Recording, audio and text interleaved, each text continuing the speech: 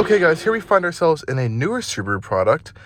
This is a all-new Subaru Forester. This is the latest version of the Forester. This is a 2020 model year.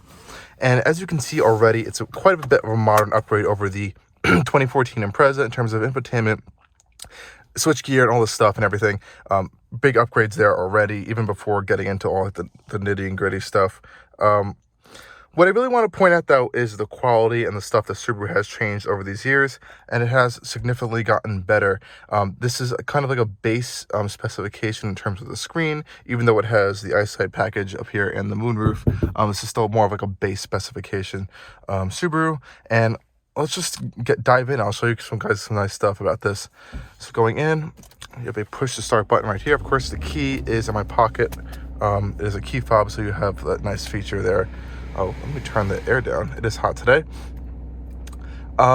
So what do we get in here? So like I said before, the interior materials are a lot better than what Subaru did in the past. Lots of different blends of materials. So we have the stitching going on here, the soft touch material here, more stitching. This is kind of a squishy material, this nice texture material. It's not even hard. It's kind of like a rubberized plastic there. Even the buttons are really nice. The switchgear, there's metal, or not metal, but there's like chrome tipped on them. Really nice. Everything feels really solidly built. Center console test, pretty solid, nice and solid there. Even all the plastics and everything feels better quality, higher quality. Of course, this one has the X mode button. This one can increase the traction in an off-road setting. If you guys push it down, you also turn off traction control and change your normal drive mode there. This one also has heated seats. Of course, you have automatic brake hold, your electronic parking brake, and this one is, as all Subarus are almost now these days, a lineartronic CVT gearbox. Interesting though, this one has no paddle shifters behind the steering wheel and no manual mode. So in the Forester, you don't even get a manual mode, which is, honestly, you're not going to need a manual mode in the Forester. It's a family crossover. It's not really necessary. In the center console, this is the smaller display. You can also, there is a much larger display that can be optioned up. But I don't really mind it at all, actually. It's very quick, responsive. It does have Apple CarPlay and Android Auto. I don't really have any problem with it. You have these three main hard buttons here if you want to go to your radio, your phone, or apps. Really nice stuff. Go home. Nice tactile buttons for this. Automatic climate control right here. Very simple and easy to use. There's a lot of shapes going on here, like hexagons and like these horizontal, and like it's a lot going on, but you'll get used to it really easy. Again, this nice like faux stitching, the injection molded plastic on the dashboard. Nice, this different blend of materials. They have stepped it up a lot more, and if you really look in the new Legacy and the Outback on the top end touring trim, the interiors are crazy nice. There's Napa leather stitching on the dash, these beautiful tan seats and everything. Speaking of these seats, I actually think they're quite comfortable. There's just the right amount of bolstering. I quite like this fabric material, actually. I don't usually like fabrics, but it's a nice textured fabric material. It looks like it's going to be able to hold dirt and not like get it trapped in it, so you can just brush it right off, which is a nice thing to have so it doesn't get stained. And on the sides, for like wear and tear reasons, there's more of a durable like faux leather situation going on there. Of course, we do have a really nice full big sunroof over here. Open that up. Really, it brings a lot of light into the cabin. Up here, visors, lights, visual stuff. Up here you have your Subaru Starlink Connect system for emergency services and all that. And yeah, that's pretty much it for like the main interior things. Moving over to what you're really going to be focused on is the steering wheel. I do quite like this steering wheel. It is leather wrapped. There is no heating on this one, unfortunately, but I do like how it feels. I like the grips over here. I like the stitching. I like the leather on it. Really nice. Even the turn stalks have improved the quality. They feel more put together than even the Impreza, which is a nice thing. They don't feel like wobbly. They feel sturdy. The actual turning sound is also feels more premium. It's a weird thing to say, but it does. The steering wheel buttons, on the other hand, are a disaster in my opinion. Some things make sense, like everything right here is for your radar, cruise control settings, and driver assist features, other than for auto stop starts down here, and blind spot is all there. That's a little annoying. And also you have stuff up here too, so you have lane mitigation and emergency braking are up there. So there's stuff all over the place in that terms of buttons, but this is for your radar cruise control. This controls your sport drive or intelligent drive, so like Subaru calls it SI drive. So if you see in the center console right here, you can put it into SI drive with this for sport, which is sport. It just makes the throttle a little bit more sensitive. And this is intelligent, normal driving mode. I actually think it's a good sport mode. It doesn't feel juddery and like it's trying to be sporty. It's just a nice smooth transition to a little bit more on the edge. I think they did a good job with that, actually. Some other cars do not do good jobs with that. This is for your volume and your radio controls. Pretty simple stuff. But then this is down here, and you're like, what is this? So this actually controls that display up there. Oh, right there. I really love this display. It's really clear, really fast. I like all the information displays, but it's kind of weird that the buttons are right on the steering wheel. So if you can see, oh, actually, I just did it too. That's not it.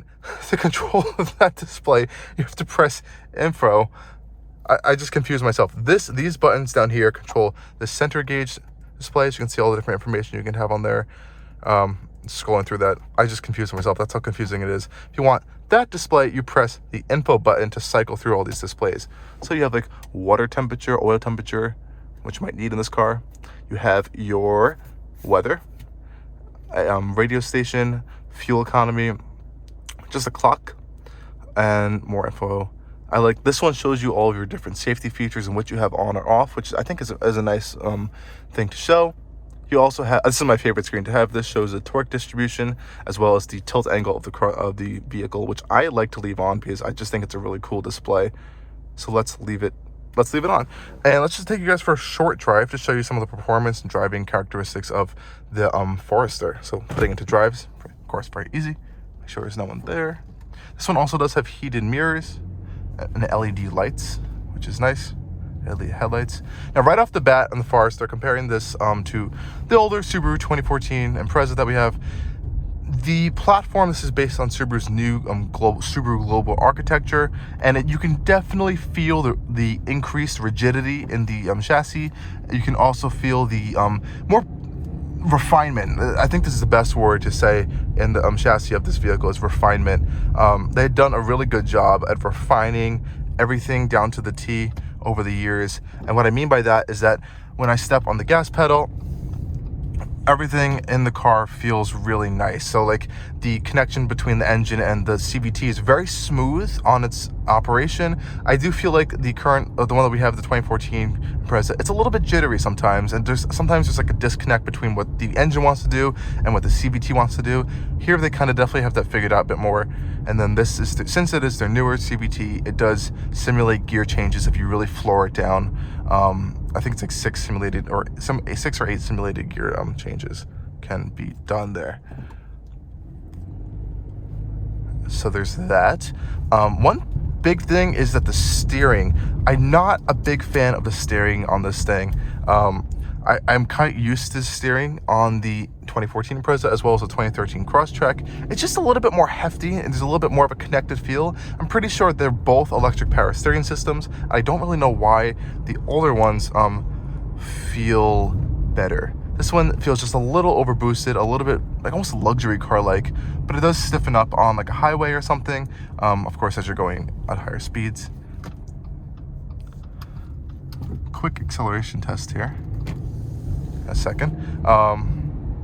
Other than that, it's a very, very comfortable, well-insulated place to be. I was quite impressed of how well insulated it is. A bit of an acceleration test. Here's the simulated gear changes.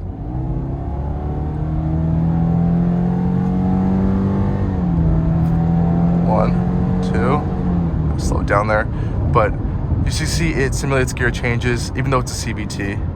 And we do have that nice boxer engine under the hood, very rev happy, as you can hear. Of course, naturally aspirated. It's making around 175 horsepower in this application. Not too bad, but not the best in the class at all. Something like a Mazda CX-5 can be optioned with their 2.5 liter turbocharged engine, which gets like 320 pound-feet of torque. It's something crazy number, and like 250 horsepower. So that is an option if you want to get that.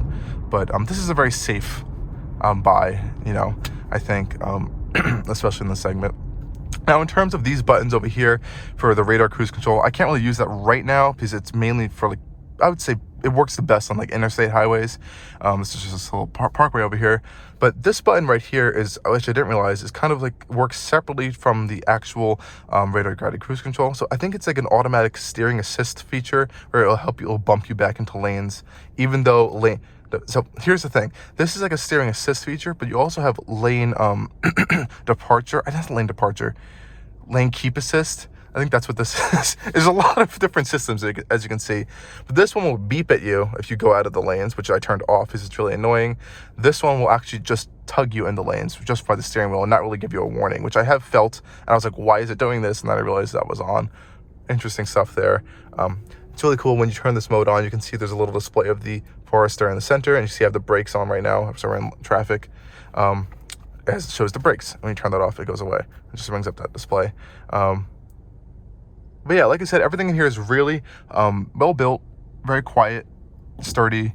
Like I said, a very safe, I think a good, safe, reliable option in this very, very hot crossover segment right now.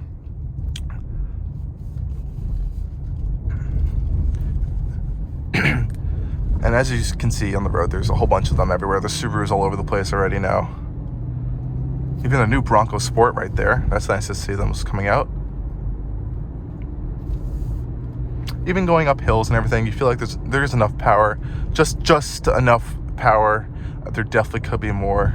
It is a big vehicle. If you haven't noticed from this camera angle, it might be hard to tell. You do sit above everything. So as you can see the hood all right there, big and prominent.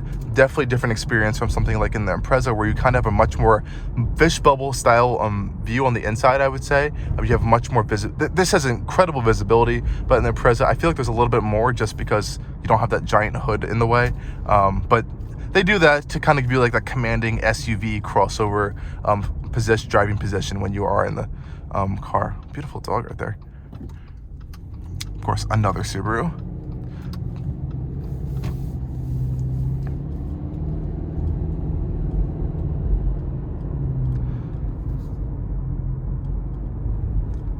But yeah, like I said before, this is a family crossover vehicle.